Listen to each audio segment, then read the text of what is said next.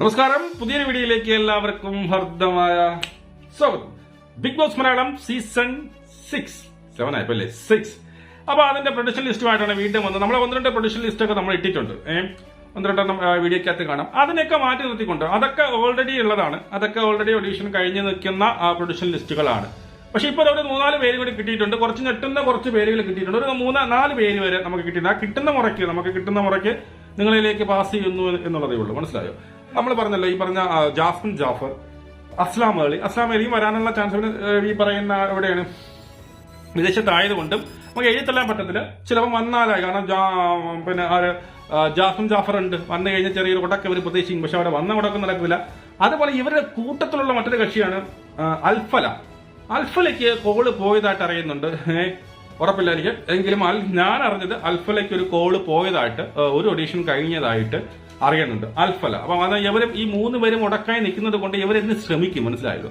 ഈ പറയുന്ന big boss team ശ്രമിക്കും. അതായത് പുറത്ത് നമ്മുടെ ഇപ്പം ഈ പുറത്ത്, അതായത് സോഷ്യൽ മീഡിയയിൽ ഉടക്കി നിൽക്കുന്നവരെ ഒത്തുകൊണ്ടുവരാൻ വേണ്ടി ശ്രമിക്കും. അങ്ങനെ അൽഫലയ്ക്ക് ഗോൾ പോയതായിട്ട് അറിയുന്നു. അതൊന്നാമത്തെ പേര്.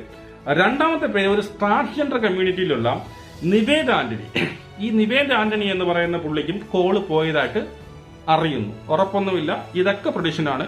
അന്വേഷിച്ച് പറഞ്ഞ ഇതിന്റെ പുള്ളിക്ക് കോള് പോയതായിട്ട് അറിയുന്നുണ്ട്. അപ്പൊ 1 അൽഫല, 2 നിവേദ് ആന്റണി, 3ാമത്തെ പേരാണ് നമ്മൾ ഞെട്ടിക്കുന്ന മറ്റൊരു പേര് ദിൽസിൽ എം ഇക്ബാൽ. ദിൽസിൽ എം ഇക്ബാലിനെ നിങ്ങൾക്ക് മനസ്സിലാവും, നിങ്ങൾക്ക് ആളെ മനസ്സിലാവും. മറ്റൊന്നുമല്ല, നമ്മുടെ സെലിബ്രിറ്റി ഈ പറയുന്ന കളെല്ലാം ജിമ്മിൽ കൊണ്ട് ഇങ്ങനെ എടുത്ത് പൊക്കി വൈറലായ ഒരു കക്ഷിയുണ്ടല്ലോ.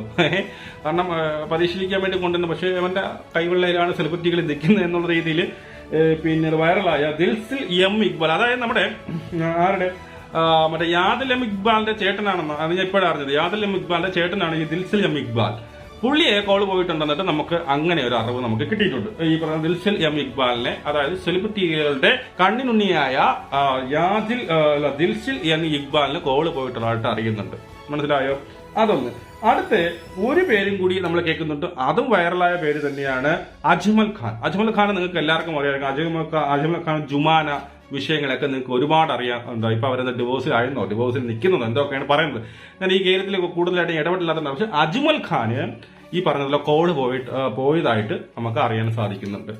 മനസ്സിലായോ? അപ്പൊ 4 പേരാണ് എന്ന് പറഞ്ഞത്. 1 അൽഫല, 2 നിവേദ് ആന്റണി ട്രാൻസ്ജെൻഡർ കമ്മ്യൂണിറ്റിയിലുള്ളത്, പിന്നെ വന്നിട്ട് ദിൽസിൽ എം ഇക്ബാല്, പിന്നെ വന്നത് അജ്മൽ ഖാൻ. ഇങ്ങനെയുള്ള 4 പേരും കൂടി കിട്ടിയിട്ടുണ്ട്. ഈ 4 പേർക്കും എന്തായാലും കോള് പോയിട്ടുണ്ട് എന്നുള്ളത് ഒരു 90 ഉറപ്പിച്ചു വെച്ചോ. അങ്ങനെ ഒരു കോൾ ഇവിടെയൊക്കെ വരുമില്ലോ എന്നുള്ളതൊന്നും നമുക്ക് പറയത്തില്ല. അതൊക്കെ പിന്നെ അവസാനം അറിയാൻ പറ്റും. ഇവർക്ക് തന്നെ അറിയത്തില്ല. മനസ്സിലായോ? അവസാനമൊക്കെ ഈ പറയുന്ന ഒരാഴ്ചക്ക് ഇരിക്കുമ്പോഴേ ഇവർക്ക് കൺഫർമേഷൻ കിട്ടുള്ളൂ. അപ്പോൾ ഇതാണ് ബിഗ് ബോസിന്റെ നമ്മളൊരു പ്രൊഡിഷനായിട്ട്. ഇപ്പൊ ഇതെല്ലാം കൂടെ ക്രോഡീകരിച്ചുകൊണ്ട് കുറച്ചൊക്കെ കൺഫേം ആണ്. സത്യം പറഞ്ഞാൽ കുറച്ച് നമ്മൾ പറഞ്ഞ പേരുകളിൽ കുറെ കൺഫേം ആണ്.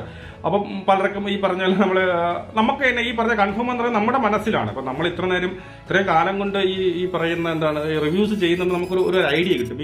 ഈ പിന്നെ കണ്ടസ്റ്റന്റ് അല്ലെങ്കിൽ ഈ മത്സരാർത്ഥി മിക്കവാറും 2 കോള് വിളിച്ചിട്ടുണ്ടെങ്കിൽ ഇയാളെ കാരണം അത് ഈ ബിഗ് ബോസിന് ആവശ്യമാണ്. ഇങ്ങനെ ഒരു സംഭവം വന്നാൽ ബിഗ് ബോസിന് ആവശ്യമാണെന്ന് നമുക്കൊരു പിടിയിട്ട് അതൊരു 99% ശരിയായിരിക്കും.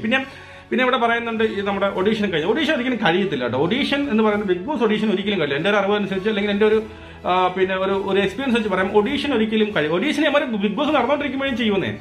ബിഗ് ബോസ് ഈവൻ തുടങ്ങി വരട്ടിങ്ങനെ എനിക്ക് വൈൽഡ് കാർഡായിട്ട് ഒരാളെ വേണം. ഇപ്പൊ ഇളകുന്ന ശരി, നമുക്ക് പുതിയൊരു ഇന്ന ഒരാളുണ്ട്, ശരി, അവനെ വലിയ ഓഡീഷൻ. അതുകൊണ്ട് ഓഡീഷൻ ഒരിക്കലും കഴിയും. ഓഡീഷൻ ഇങ്ങനെ നടന്നുകൊണ്ടിരിക്കും. ഇപ്പൊ അവരുടെ ലിസ്റ്റിലുള്ള ഓഡീഷൻ ചിലപ്പം കഴിഞ്ഞ് അവർ നിർത്തി വെച്ചിട്ടുണ്ടാവും. ഇപ്പൊ നാളെ നല്ലൊരാൾ വന്നാൽ അവനെ ഓഡീഷൻ ചെയ്യണ്ടേ? അവൻ ഓഡീഷൻ ചെയ്യും. അതുകൊണ്ട് ഓഡീഷനിലേക്ക് സ്റ്റോപ്പ് ഒന്നാവില്ല. അവർക്ക് ആപ്റ്റായിട്ടുള്ള ആൾക്കാരെ കിട്ടുന്നത് വരെ അവന്മാർ ഓഡീഷൻ ചെയ്തുകൊണ്ടിരിക്കും. അത് ഈവൻ ബിഗ് ബോസ് തുടങ്ങിയതിന് ശേഷവും വൈൽഡ് കാർഡായിട്ട് കയറ്റാൻ വേണ്ടി വരെ അവർ ഓഡീഷൻ നടത്തും. മനസ്സിലായി എന്നുള്ളതാണ്. അപ്പൊ ഇത്രയും പറയാൻ വേണ്ടി വന്നത്. നമുക്ക് ബിഗ് ബോസിന്റെ പുതിയ വിഷയങ്ങൾ, പുതിയ അപ്ഡേറ്റ് ഫസ്റ്റ് കിട്ടണമെങ്കിൽ നിങ്ങൾ നമ്മുടെ ചാനൽ സബ്സ്ക്രൈബ് ചെയ്യും. നമുക്ക് വീണ്ടും കാണാം. ജയ്.